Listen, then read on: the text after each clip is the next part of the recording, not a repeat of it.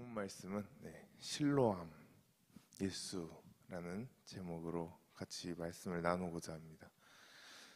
우리가 이렇게 살면서 성경을 처음 읽을 때, 만약에 처음 접하는 사람에게 우리가 어디서부터 읽느냐가 굉장히 중요합니다. 만약에 전도에서 여러분들 노방전도 나가가지고 전도에서 새로 처음 나온 새신자에게 성경을 딱 쥐어주면 처음에는 당연히 창세기부터 이렇게 앞에서 읽으려고 펴보겠죠. 창세기부터 읽으려고 피겠지만 창세기 딱 대충 이렇게 넘겨보니까 창세기 몇 장이죠? 50장으로 되어 있습니다. 그러니까 이 책 50장이나 되네, 이거 안 되겠다 싶어가지고 그럼 신약부터 읽자 해서 마태복음 넘기면 무슨 내용 나오죠? 다 낳고 족보 얘기밖에 안 나옵니다. 그러면은 당연히 이것도 아닌가 보다 해가지고 그러면 그냥 정 가운데서부터 읽자 하고 피면 뭐가 나옵니까? 시편이 나옵니다. 성경 중에 제일 긴 시편이 나옵니다. 이렇게 읽다가는 성경 절대로 못 읽습니다.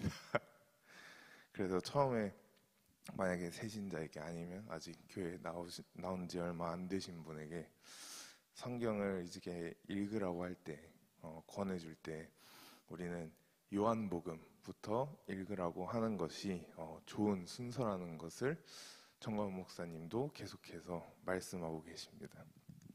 성경은 물론 66권 다 중요하지만 신구약 다 합쳐서 되게 중요한 성경 중에 하나가 로마서도 있겠고, 하지만 항상 요한복음을 정광훈 목사님은 강조를 많이 하십니다.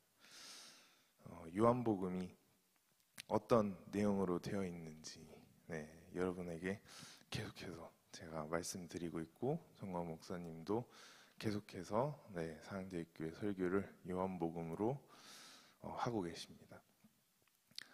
그럼 요한복음은 누구에 관한 이야기로 꽉 차 있습니까? 모든 장들이 예수님에 관한 이야기로 꽉 차 있습니다. 결국 성경 전체는 무슨 이야기입니까? 예수님의 이야기입니다. 그렇다면 요한복음 1장부터 8장까지 제가 다시 한번 복습을 해보겠습니다. 혹시 기억나시는 분 계십니까? 1장 뭐였죠? 요한복음 1장 로고스, 말씀으로 로고스 대신 예수, 존재의 제일 원인이죠. 제일 첫 단추되는 로고스. 2장은 뭐였죠?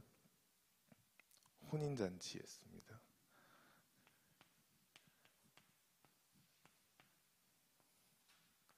3장은 혹시 기억나십니까? 장대에 못 박힌 예수입니다.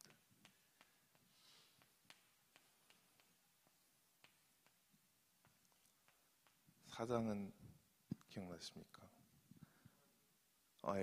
우물가의 여인입니다. 우물가의 예수입니다.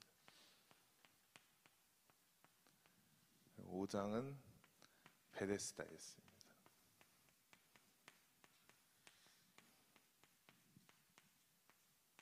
6장은 성찬, 떡으로 오신 성찬의 예수입니다. 7장은 생명의 강 예수입니다. 그리고 저희가 저번 주에 나눈 8장 기억나십니까? 저번 주에 제가 말씀드린 아버지 예수입니다. 그리고 오늘 본문 말씀 저희가 읽은 9장이 실로암 예수입니다. 이 모든 말씀이 장장별마다 여러분들 속에 쏙 들어가시기를 축복합니다. 오늘 본문 제목이 실로암 예수인데 이것은 저와 같이 현역으로 다녀온 군인에게는 더 특별한 의미가 있는 예수입니다. 여러분, 이 자리에 현역으로, 그것도 훈련소에 꽂힌 논산훈련소를 아마 제대하셨다면 제가 말하지 않아도 다 아실 것입니다. 유튜브에도 많은 영상이 올라와 있고 조회수도 엄청난 것을 볼 수가 있는데 논산훈련소에 입소 처음에 하게 되면 각자 종교를 무조건 하나 택해야 돼요. 무종교란 없습니다. 강제로 하나 택하라고 합니다. 그래도 안 된다면 조교가 그냥 하나 정해줍니다. 왜냐면 주말에 혼자 있으면 안 되기 때문에 전부 다 같이 이동하고 다 같이 밥 먹고 하기 때문에 개인 생활이라는 건 없습니다. 훈련소 생활 동안은 적어도 무종교인들도 무조건 종교 행사 가야 됩니다. 근데 무종교도 이렇게 무조건 주말에 싫든 좋든 같이 갈 종교를 택해야 되는데 그 세 가지 종교가 뭐겠어요? 기독교, 천주교, 그리고 불교. 이렇게 세 가지 종교가 있습니다. 지금은 모르겠습니다. 더 많이 있을 수도 있는데 제가 갔을 때는 이렇게 세 개의 종교가 있었습니다. 여러분들은 기독교, 천주교, 불교 중에 어떤 종교가 제일 인기가 많을 것 같습니까? 진짜 기독교가 정말 상대 안 될 정도로 인기가 많습니다. 정말 감사한 일입니다.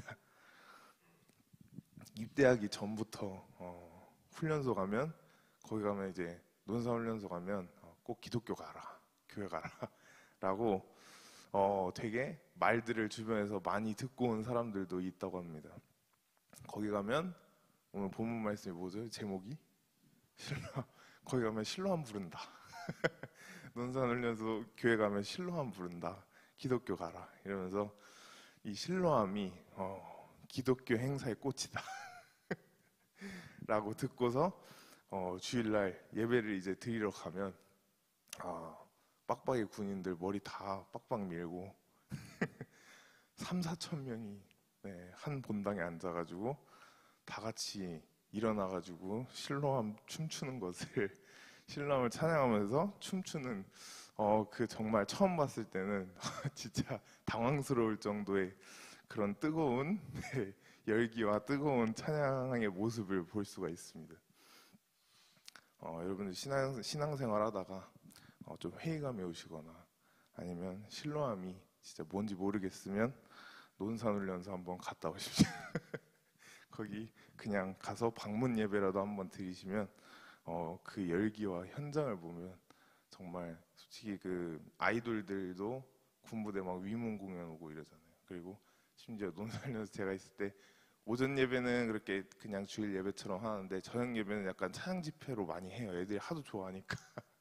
저녁 예배 찬양 집회 가면은 거기 논산 옆에 있는 그냥 그 지역 교회 찬양팀들 와서 하는데 3, 4천 명 빡빡이 남자들만 다 모아놓으니까 이게 그냥 찬양팀 중에 여자 자매 한 명만 있어도 앞에서 난리가 납니다.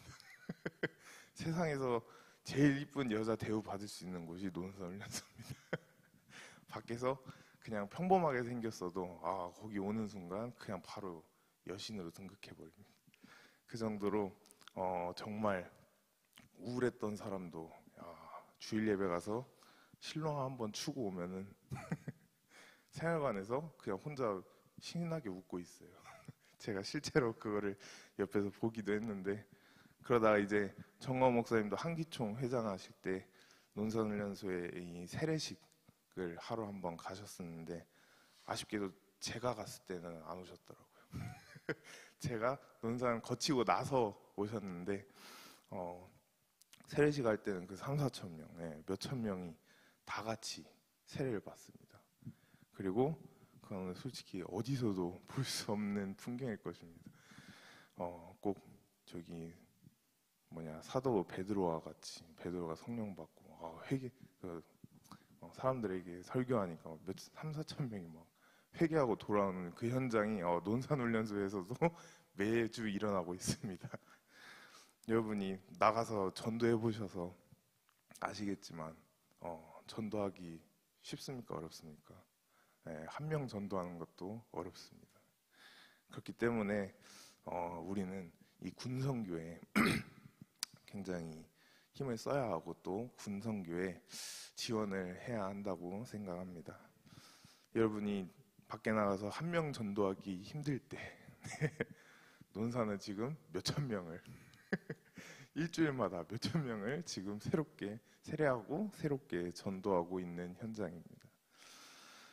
그래서 오늘 말씀에 이 실로암 예수가 여러분들 속에 꼭 들어오시기를 축복합니다. 요한복음의 장별마다 여러분들이 확실히 머릿속으로 또 마음속으로 알고 계시기를 바랍니다.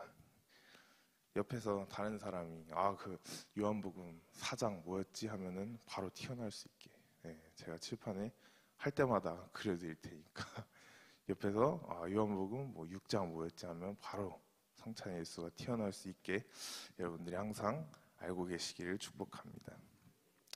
나중에 제가 기회 될 때 정건 목사님이 요한복음 설교를 어디까지 하실지 모르겠지만 기회가 될 때 요한복음 이렇게 장별 테마 퀴즈를 내서 제가 상품을 드릴 수도 있습니다. 지금 생각 중에 있습니다. 오늘 본문 말씀에 보면 여기 태어날 때부터 눈이 보이지 않는 맹인, 솔직히 말하면 소경의 이야기를 지금 말하고 있습니다. 이 세상에 여러 가지의 이렇게 장애를 가지고 살아가는 사람들이 많이 있지만 개인적으로는 이 앞이 안 보인다는 거, 앞이 안 보이면서 이 세상을 산다는 것은 정말 상상이 안 갈 정도로 힘들 것 같습니다. 솔직히 말을 못하거나 듣지 못하는 것도 당연히 장애이고 당연히 그분들도 힘들지만 앞이 보이지 않는 것은 정말 너무 답답하고 힘들 것 같습니다. 주변에 혹시 장애인이 있으시다면 도울 수 있다면 힘껏 도우시길 축복합니다. 여러분들은 살면서 불평, 불만을 가지면 안 됩니다. 몸이 불편한 것 없는 것 자체가 하나님께 감사할 제목입니다. 이 앞이 안 보이는 이 맹인은 살다가 맹인이 되었다고 나와 있습니까? 아니면 태어날 때부터 맹인이 되었다고 나와 있습니까? 태어날 때 그냥 맹인으로 태어나게 된 것입니다. 여러분은 앞이 안 보이는 사람과 이야기를 하게 된다면 저 또한 마찬가지로 무슨 말을 할 것 같습니까? 너무 힘드시겠어요? 아니면 어떻게 아니요 무슨 일을 하다가 이렇게 되셨습니까? 하면서 약간 뭐 위로의 말을 건네든지 아니면 좀 동정심을 조금 이렇게 가져준다든지 인간들은 흔히들 이렇게 접근할 것입니다. 하지만 오늘 본문 말씀 예수님은 우리 인간과는 접근 방식이 다릅니다. 예수님께서는 똑같은 맹인을 앞에 두시고서 뭐라고 말씀하십니까? 이 사람이 태어날 때부터 앞이 안 보이게 태어난 것은 누구의 영광을 위하여? 하나님의 영광을 위하여 이렇게 된 것이다 라고 예수님께서 말씀하십니다. 이 사람이 앞이 안 보이다가 다시 보이게 되는 것은 가능해요? 불가능해요? 옛날에도 불가능하고 솔직히 요즘에도 가능하다면 길거리에 이런 시각장애인들이 왜 다니겠습니까? 요즘의 의학으로도 앞이 안 보이는 사람을 보이게 한다는 것은 불가능한 일입니다. 하지만 전지전능한 하나님께서는 가능하실까요? 불가능하실까요? 가능하시기 때문에 이 소경을 고쳤을 때, 이 맹인을 고쳤을 때 하나님의 영광이 나타날 수 있기 때문에 이것을 영광을 나타낼 수 있는 기회라고 말씀하시는 겁니다. 예수님은 이와 같이 말씀하실 때를 보면 항상 성경 말씀을 보면 긍정적이시고 또 진취적이신 이러한 말씀을 하신 것을 우리가 볼 수가 있습니다. 우리 또한 예수님의 이러한 말투를 닮아가야 하는 줄로 믿습니다. 예수님의 말씀에 의하면 우리는 살면서 항상 뭐라고 하시죠? 감사하라고 말씀하고 계십니다. 우리의 머리로 이해가 안 되고 또 상황적으로 절대 그렇게 하지 못할 때도 우리는 뭐 해야 된다고요? 감사해야 합니다. 여러분들의 환경이 절대로 감사할 수 없을지라도 예를 들어 그런 일이 있으면 안 되겠지만 자고 일어났더니 갑자기 몸에 암세포가 생겼을지라도 그러한 상황에서도 솔직히 인간적인 마음으로는 내가 평상시에 신앙생활 얼마나 열심히 하고 교회를 얼마나 열심히 다니고 헌금 얼마나 많이 했는데 갑자기 내 몸이 이렇게 됐습니까 하나님 하면서 원망할 것이 아니고 하나님 그래도 감사합니다. 여태까지 그래도 건강하게 살았던 것만으로도 감사합니다 하나님 하는 우리의 이러한 신앙 고백이 나올 때 하나님의 영광이 나타나는 기적이 있게 되는 것입니다. 제가 한 가지 재밌는 이야기로 그냥 가벼운 이야기로 제가 미국에서 이제 유학생활 하면서 미국 공항에 한국을 떠서 인천 떠서 미국 공항에 도착을 하면 이제 입국 심사를 누구나 다 하게 되는데 한국도 그렇죠. 미국도 이 시민권자랑 또 영주권과 비자로 온 사람 그리고 세 번째 줄은 그냥 관광객으로 온 사람 이렇게 세 개의 줄로 나뉘게 됩니다. 그래서 내려가면 다 막 그 아주머니들이 막 소리 지르고 있어요. 막 일로 가라 절로 가라 하고 막 소리 지르고 있는데 항상 이 영주권자랑 특히 비자로 온 사람들은 미국 그 공항 입국 심사하는 그 사람들이 굉장히 까다롭게 심사를 합니다. 왜냐하면 미국에 이렇게 불법으로 이렇게 이민 와가지고 그냥 눌러 앉아서 살까봐. 근데 제가 다니던 이 대학교에서 학생 시스템에다가 모르겠어요. 저 아직까지도 풀리지 않는 미스테리인데 학생 시스템에다가 기록을 이상하게 좀 잘못 적어놨다고 하더라고요. 잘못 적어놨기 때문에 제가 미국 입국할 때마다 이 처음에 딱 그 입국 심사하는 그 자리로 갔다가 만약에 여기서 통과가 안 되면 옆에 추가 검문소가 따로 있어요. 추가로 신문 받는 곳이 있는데 거기로 들어가게 됩니다. 거기 들어가게 되는데 추가 신문 받는 곳 들어가면 핸드폰도 다 꺼야 되고 밖이랑 접촉을 아예 못 합니다. 그냥 내가 지금 짐 실은 거 그거 막 가지러 가야 된다 해도 짤 없습니다. 그냥 알아서 빼놓을 테니까 가만히 있으라고 하고 되게 그곳은 솔직히 문제 있는 사람들만 들어와서 추가 신문 받는 곳이라서 분위기도 엄청 엄격하고 또 무섭고 어쩔 때 보면 막 소리도 지르고 있고 그러한 곳이고 꼭 진짜 들어가면 진짜 죄인 취급받는 그런 곳입니다. 근데 저는 거기에 들어가게 됐을 때요. 난 학생인데 여기 들어온 사람들 보니까 다 막 아저씨 아줌마 할머니들이 있고 학생은 저밖에 없어요. 근데 난 학생인데 여기 들어올 일이 없는데 왜 내가 지금 여기 들어와 있어야 되나. 근데 나중에 그 질문하는 사람한테 물어보니까 네 학교에서 이렇게 써놨다고 하더라고요. 거기 밑에 제 이름 밑에다가 막 이 사람은 추가 질문이 필요하다 이런 식으로 막 써놨다고 하더라고요. 그래서 되게 어이가 없었는데 그래서 제가 그럼 빼주면 안 되냐니까 그건 또 안 된대요. 그래서 그때 이후로 대학 졸업할 때까지 미국 들어갈 때마다 저는 추가 신문을 받고 들어갔습니다. 그러니까 아무 이상이 없는데도 그냥 거기 적혀 있는 거 하나 때문에 추가 신문을 계속 받고 들어가야 되는데 어쩔 때는 오후 3시에 비행기에서 내리면 공항에서 나오면 저녁 8시 될 때도 있어요. 그냥 핸드폰 꺼놓은 상태로 거기서 그냥 5시간 주구장창 앉아 있어야 됩니다. 왜냐 들어오는 사람 순서대로 걔네가 대하는데 그만큼 문제 있는 사람들이 많습니다. 법적으로. 그렇기 때문에 비행기 타고 심사 4차례 전까지 이제 진짜 그게 한 3-4번 반복되니까 솔직히 미국 가기가 싫더라고요. 왜냐면 가게 돼도 비행기를 아무리 일찍 내리고 해도 오후 3시에 내린다 해도 이미 생각은 집에 가면 저녁 10시 되겠구나. 항상 이 생각으로 가니까 미국을 가기가 싫더라고요. 너무 싫으니까. 근데 이래서는 안 되겠다. 기도를 해보자. 그래서 비행기 탈 때부터 이번에는 입국 심사 다른 사람과 같이 그냥 한 번에 통과하게 해주시옵소서 하면서 진짜 심사 제 차례 될 때까지 비행기 내릴 때까지 계속해서 그렇게 열심히 마음속으로 혼자 기도하고 방언으로도까지 막 했는데 패스가 됐을까요? 안 됐을까요? 패스가 안 됐습니다. 참 슬픈 현실입니다. 패스가 안 됐습니다. 옆에 서 있으면은 그냥 딱 이거 진짜 이거 i20 이거 비자 내밀면서까지 그냥 속으로 오늘은 패스할 줄 믿습니다 하면서 딱 직원에게 내줬는데 직원이 딱 보자마자 그냥 막 키보드 열심히 치더 그래서 오늘 기도를 응답 받았나 보다 했는데 직원이 갑자기 스탠드 사이 옆에 서 있으래. 직원이 와서 데리고 갈 거라고. 그래가지고 직원이 와서 옆에 이제 안내할 거라고 하는 순간 이럴 거면 나 기도를 왜 했을까?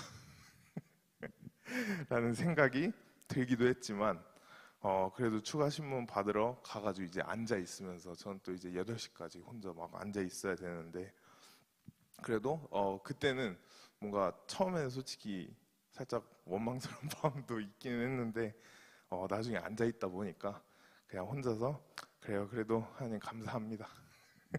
이렇게 미국까지 안전하게 오게 해주시고 제가 지금 몸이 많이 피곤한데 여기서 하나님께서 쉼을 허락하심에 감사합니다. 하면서 혼자 그렇게 기도를 한 적이 재밌는 이야기가 있습니다. 이렇게 삶에 여러분들 또한 감사가 넘쳐나는 여러분들 되시기를 축복합니다.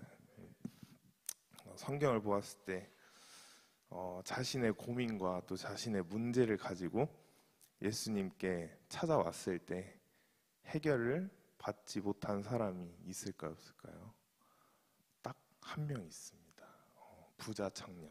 네, 예수님의 경우는 이 부자 청년 빼고는 모두가 문제 해결과 병 고침을 받았습니다. 이 부자 청년은 그럼 예수님이 해결을 못 해준 걸까요? 아니면 자기 자신이 거부한 걸까요? 네, 자기 자신이 거부한 것입니다.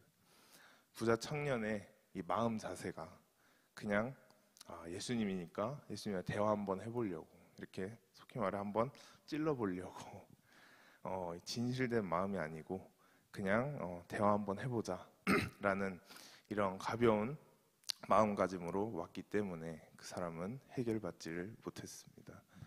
또한 예수님께서 그 부자 청년이 뭐라 합니까? 율법을 지키라고 말하는데 부자 청년은 또 예수님 앞에서 거짓말까지 합니다. 자신은 율법을 다 지킨다고 거짓말까지 하게 됩니다. 여러분 살면서 율법을 다 지킬 수 있습니까? 절대로 불가능한 것입니다. 여러분들 또한 예수님을 대하는 마음의 자세가 올바르시기를 축복합니다.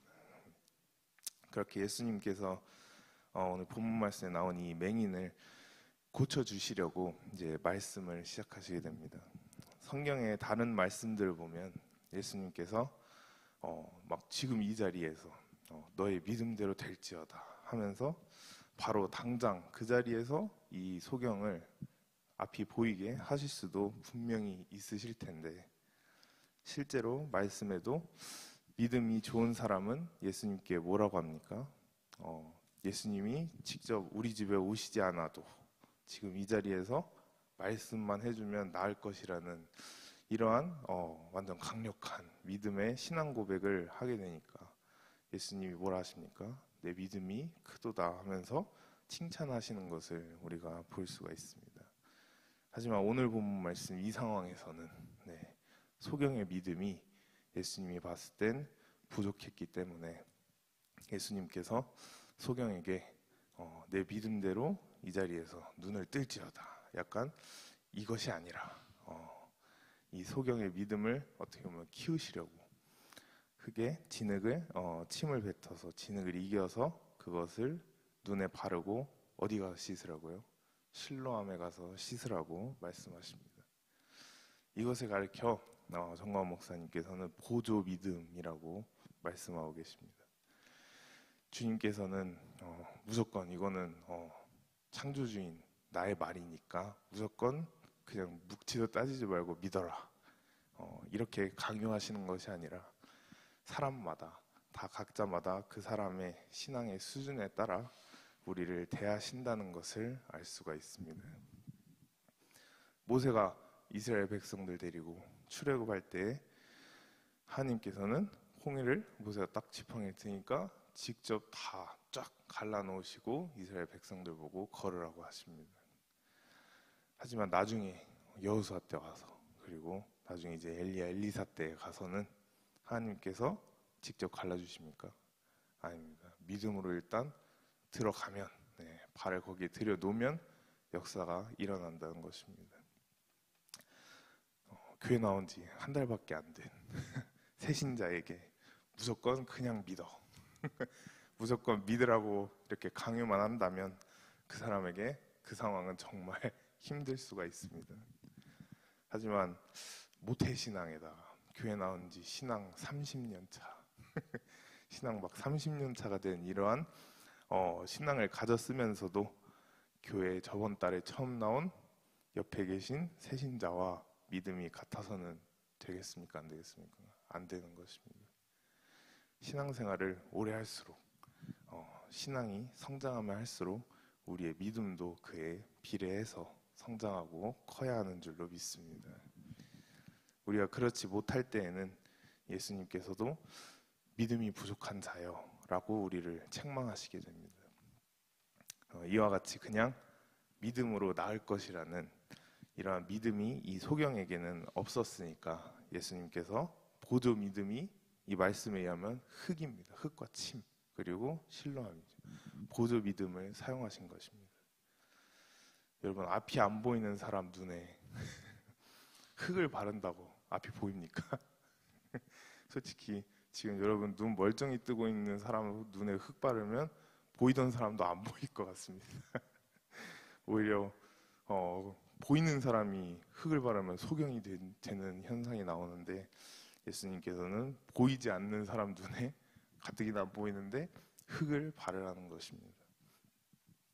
하지만 예수님께서는 이 사람의 믿음을 키우시려고 침 뱉은 흙을 눈에 바르고 실로암에 가서 씻으라는 것입니다. 그러면 이 소경은 침 뱉은 흙을 눈에 바르고 실로암에 걸어가는 와중에 자신의 믿음이 커가는 것입니다. 우리도 이 소경과 마찬가지입니다. 신앙생활 하면서 우리는 꼭 어떤 증상이 꼭 우리에게 있어야, 아니면 꼭 우리가 어떠한 행동을 해야만이 기적이 일어나게 되는 줄로 착각하고 지낼 때가 많습니다. 또 김은환 목사님께서 며칠 전에 설교하실 때 말하셨던 병원에 가는 이유가 뭡니까?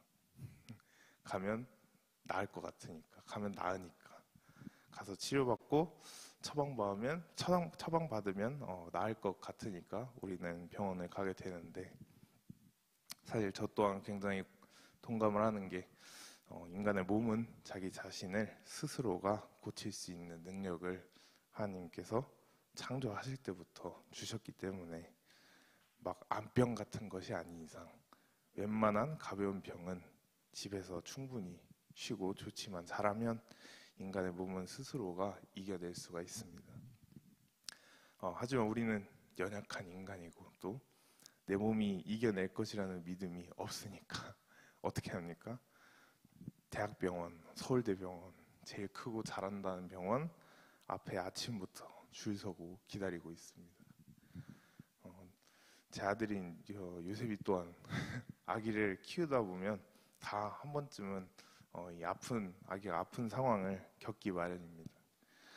하지만 요셉이가 조금만 아프면 양메리 간사는 저와 사뭇 모르겠습니다. 엄마여서 다른 건지 그냥 성격이 다른 건지 모르겠는데 양메리 간사는 얼른 저기 소아과 좀 알아봐야 된다. 예약해야 된다. 소아과 데려가야겠다라고 하면은 저는 항상 양메리 간사에 뭐라 합니다. 아기 때부터 그래도 스스로 이겨내는 법을 가르쳐 줘야지. 그냥 좀만 아프다고 부탁대고 이렇게 병원만 무조건 가면 안 된다. 진정하라고. 믿음을 좀 가지라고. 이렇게 제가 한마디씩 훈계를 하곤 합니다. 그러면 또 옆에서 그래도 하면서 그냥 혼자 이렇게 다시 방으로 갑니다.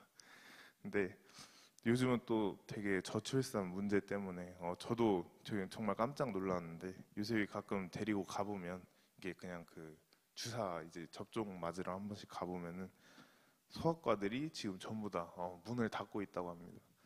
그렇기 때문에 소아과 가려면은 아침부터 엄마들이 진짜 아기 데리고, 어떤 분들은 그냥 엄마가 일어나자마자 아침에 와서 예약하고 집에 가서 다시 할 일 하고 있는 그러한 상황이 생겨버렸습니다.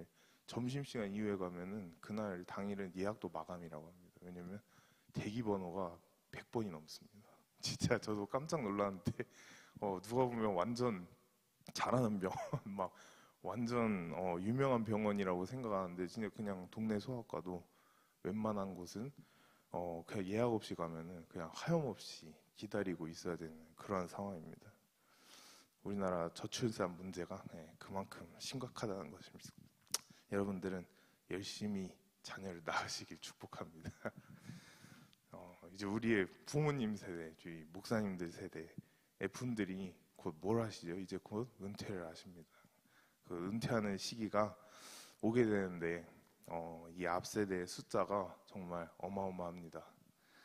하지만 이분들이 다 은퇴를 해버린다면 남아있는 지금 또 특히 MZ 세대 그리고 알파 세대, 요셉이 세대는 이 은퇴한 사람들을 어떻게 보면 국가적으로 책임져야 되고 또 그분들 목까지 우리가 세금을 내야 되는데 지금 이대로 가면 우리 세대 그리고 미래 세대들이 우리의 부모님 세대를 책임질 수가 없습니다.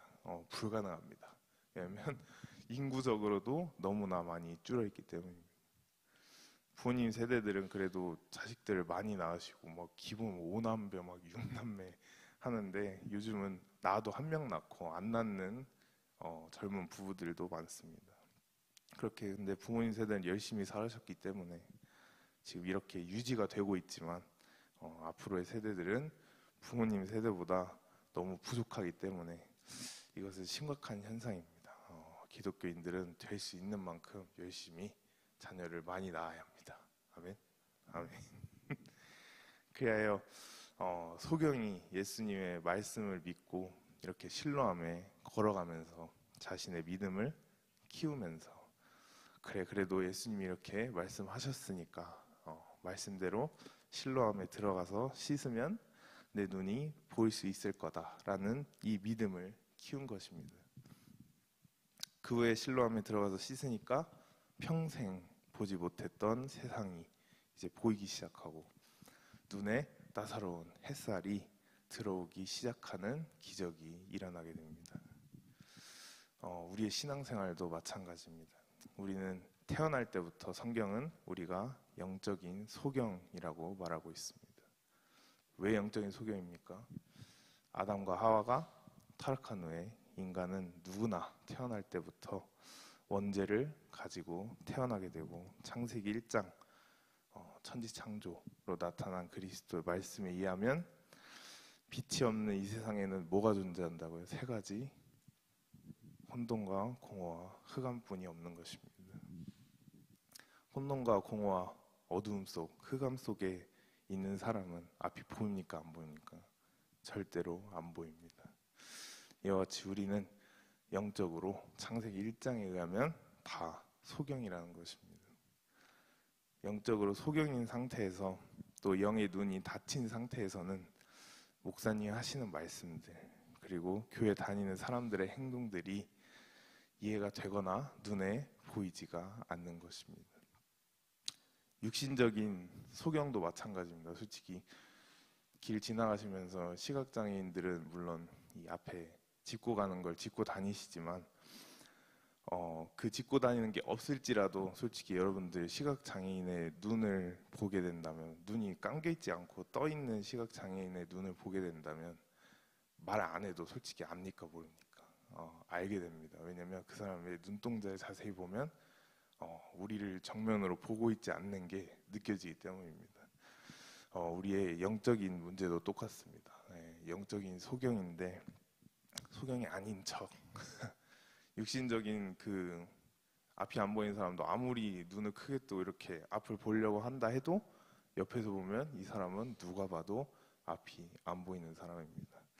이와 같이 교회 와서 나는 영적인 소경이 아닌 척 하면서 열심히 혼자 신앙생활하고 할지라도 옆에 있는 멘토들, 리더들 그리고 앞에 계신 목사님 눈에는 보일까요? 안 보일까요? 다 보이게 되는 것입니다.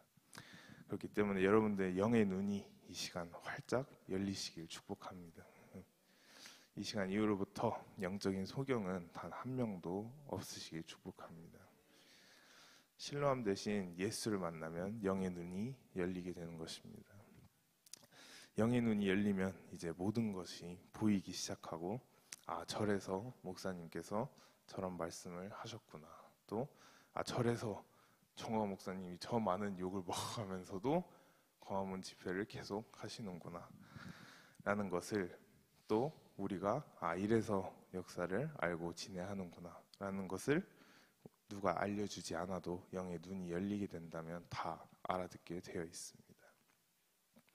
소경의 눈이 열렸을 때 그 소경이 기뻐 뛰어서 춤추는 것과 같이, 우리가 실로암 대신 예수님을 만나고 영의 눈이 열렸을 때 우리는 영적으로 너무 기쁘고 확 트이고, 또 모든 것이 영적으로 보이기 시작하게 되는 것입니다. 영의 눈이 열린 사람들은 하나님의 눈을, 하나님의 그 눈동자를 살펴볼 수가 있습니다. 사람의 눈을 볼 때도 그 사람의 의도를 우리가 굳이 말하지 않아도 솔직히 알 수가 있습니다. 이와 같이 영적인 눈이 트인 사람은 하나님의 눈을 살피게 되는 것입니다. 하나님께서 지금 나에게 무슨 말씀을 하려고 하시는구나. 하나님께서 지금 나에게 어떻게 하라고 말씀하려고 하시는구나 라는 것을 누가 가르쳐주지 않아도 이미 영적인 눈이 뜨인 사람은 하나님의 의도를 파악하는 것입니다. 하지만 영적인 눈이 닫혀있는 어둠 속에서 지내는 사람들은 목사님께서 옆에서 하나님이 지금 너에게 이렇게 하라고 감동을 주신다 라고 한다면 뭐라고 대답합니까? 확실한 거예요. 그래요? 이러면서 확실한 거예요. 이렇게 하면서 보이지가 않으니까 그 사람은 믿을 수도 없는 것입니다. 소경이 실로암에 들어가서 씻으니까 나은 것처럼 이 시대의 실로암을 체험할 수 있는 곳은 바로 여러분이 앉아 계시는 이 자리입니다.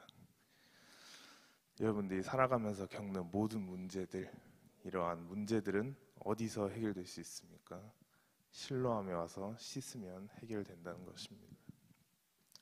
신약시대의 실로암은 예수님이시고, 예수님을 믿고 나의 문제, 또 내가 가지고 있는 병을 해결해 주실 거라는 이런 믿음을 가지고 교회에 나와서 예수님의 보혈로 씻음 받을 때 모든 문제와 병은 해결받게 되는 것입니다.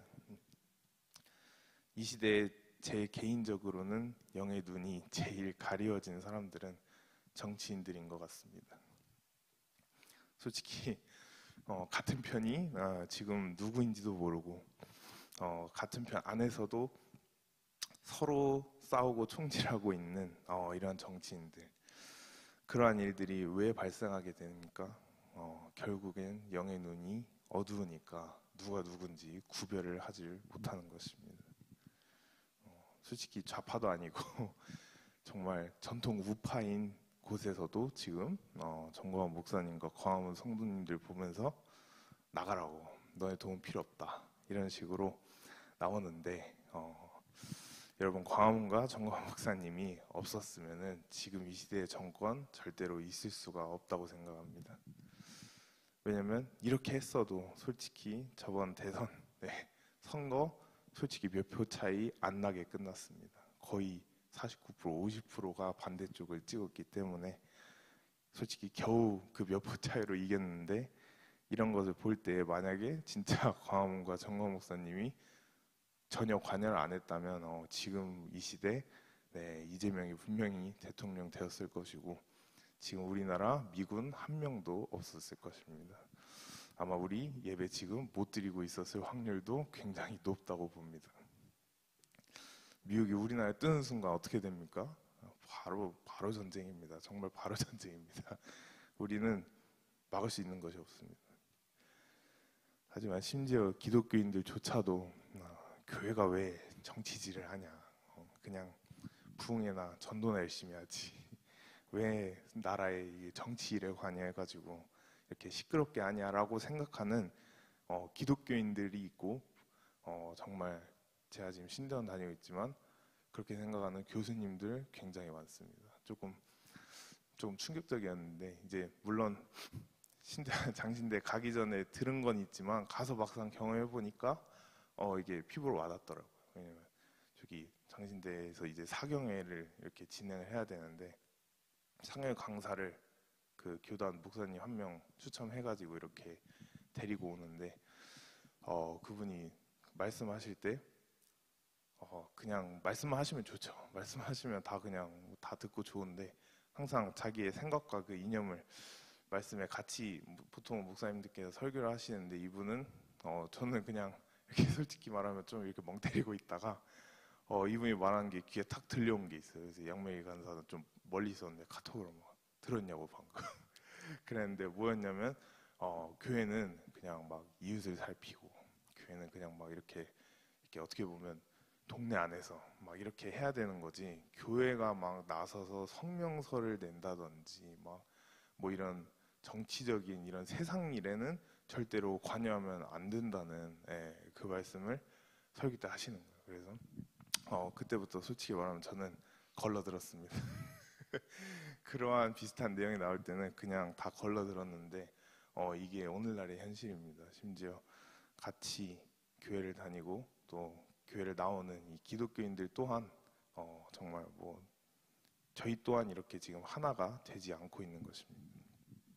그렇게 주변에서 말하는 것을 들었을 때 영의 눈이 열린 사람들은 어떻게 대답하는 줄 아십니까?